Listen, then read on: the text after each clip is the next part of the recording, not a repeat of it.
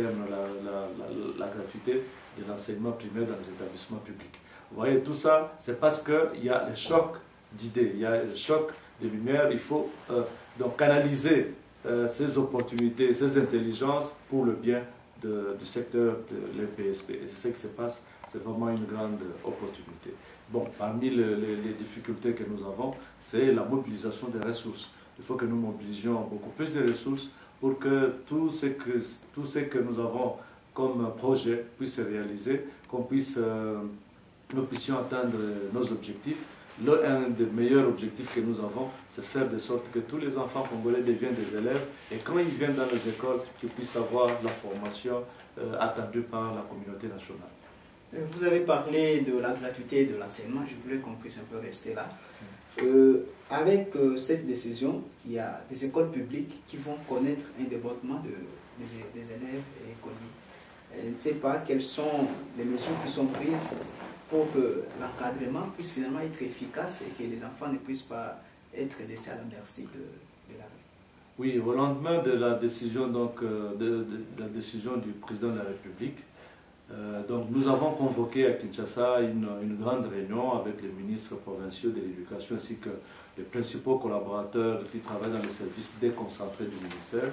Et nous avons pris un certain nombre de mesures de mise en œuvre de cette gratuité. Et parmi ces mesures, nous savions que nous allions avoir un débordement d'élèves. Nous allions avoir un afflux massif des enfants dans nos salles de classe. Alors nous avons dit ceci. Nous avons dit par exemple, là où les classes sont débordées, il y a des mesures pratiques, les mesures locales qu'on peut trouver. Je vous donne un exemple.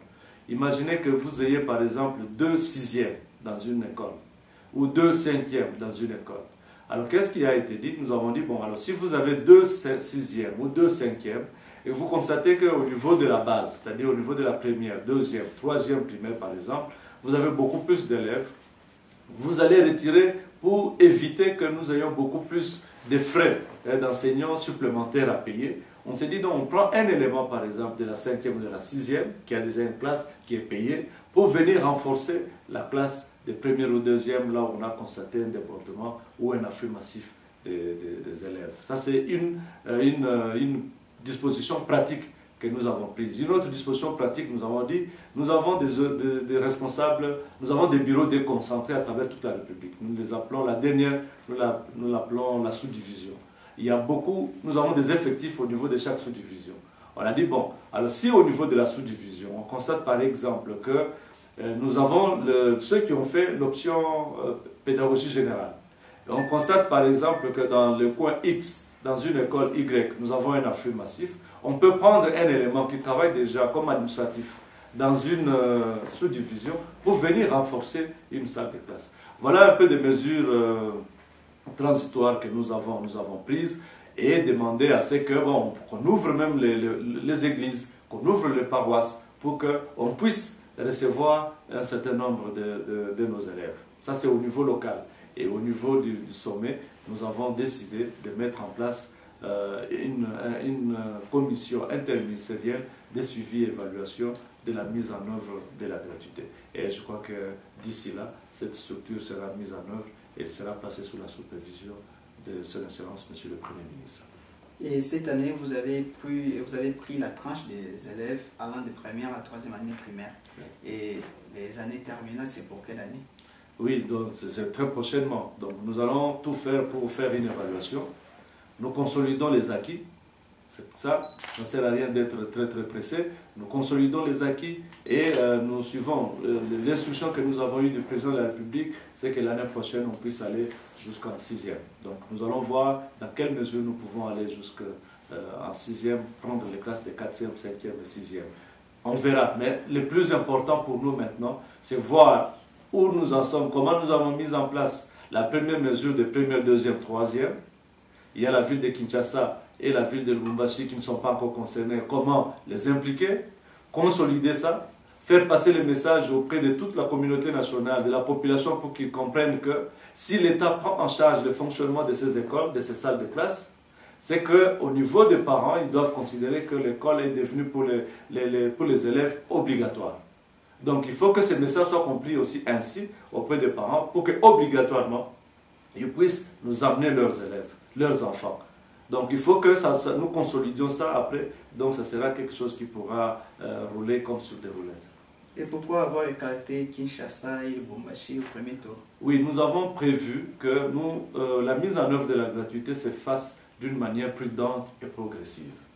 Les données que nous avons dans la ville de Kinshasa et Lubumbashi nous ont poussé à privilégier un peu l'intérieur du pays.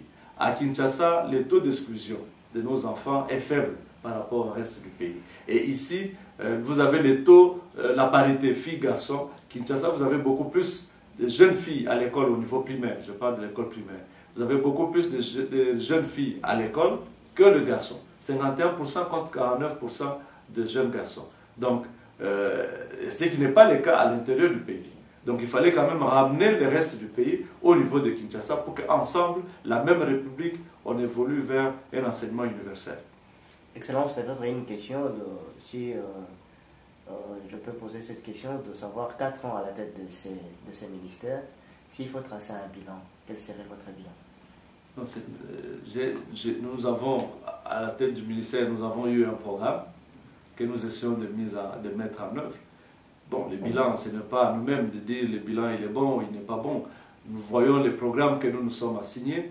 Je vous ai dit que nous avons une loi. D'abord, ce sont les grandes options qu'il faut définir. Nous avons une loi qui donne les grandes réformes au niveau du secteur. Nous avons une stratégie. Nous avons quelque chose d'important aussi que nous avons réalisé, c'est la paie des enseignants. Les gens ne peuvent pas comprendre que nous avons fait des efforts qu'on n'a pas pu faire en 23 ans. Je vais vous donner un exemple. Nous avons eu, quand nous sommes arrivés au ministère, nous avons trouvé 220 000 enseignants payés dans le secteur. Et 220 000 enseignants, quand on a créé le service de la paie des enseignants, c'était 180 000 enseignants en 1985. Quand vous prenez 85 et 2007, vous avez plus ou moins 22 ans. En 22 ans, on a fait, mais on a payé, on a augmenté le nombre d'enseignants que de 40 000. En 22 ans, 40 000 enseignants supplémentaires, alors que la population a doublé entre-temps. Parce qu'en 1984, il n'y avait que 30 millions de Congolais. Et dans les années 2007, c'est 60 millions. Ouais, en 22 ans, alors que la population a doublé, il n'y a pas beaucoup d'efforts qui ont été faits à l'endroit du secteur. On n'a payé que 40 000. Mais je vous donne l'information. Aujourd'hui, cet effort, nous l'avons fait presque 3 fois. En moins de 3-4 ans. Voyez, donc, ce sont les acquis que nous avons. Nous avons multiplié les centres de paie des enseignants pour que l'enseignant ne mette pas trop de temps pour percevoir son salaire. Et un certain nombre de mesures, nous avons donné des équipements, des véhicules, des motos pour faciliter le fonctionnement de services. Donc, il y a un certain nombre de décisions que nous avons prises, des mesures que nous avons prises, accompagnées des faits palpables que nous avons posés. Bon, mais ce n'est pas à nous de faire le bilan. Nous espérons qu'à un certain moment, on pourra le faire. Et en rapport avec le transport des enseignants, je vois des bus circuler avec une marque du transport des enseignants, de l'EPSP. Qui sont ces enseignants qui peuvent être transportés par ces bus et quelles sont les conditions qu'ils doivent remplir? Oui, bon, ce sont les enseignants identifiés.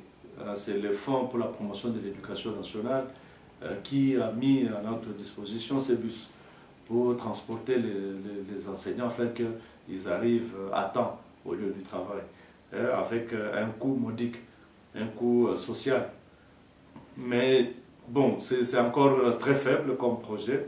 Nous espérons qu'à la longue, on peut avoir beaucoup plus de bus pour qu'on puisse transporter un nombre assez important d'enseignants. Excellence, par rapport à ces systèmes que vous avez instaurés sur la publication des examens d'État, et vous, en tant que ministre titulaire de ce département, que pensez-vous? C'est un système qui aide le Congolais, surtout les élèves congolais, parce qu'il y a d'aucuns qui se lamentent et les résultats ne sont pas bien publiés. Quelle est peut-être votre réaction? Je ne sais pas, que les résultats ne sont pas bien publiés, je ne sais pas. Vous savez que c'est aussi un acquis du ministère. Les résultats étaient publiés 6 mois après. Donc vous passez l'examen. D'abord, la passation elle-même était souvent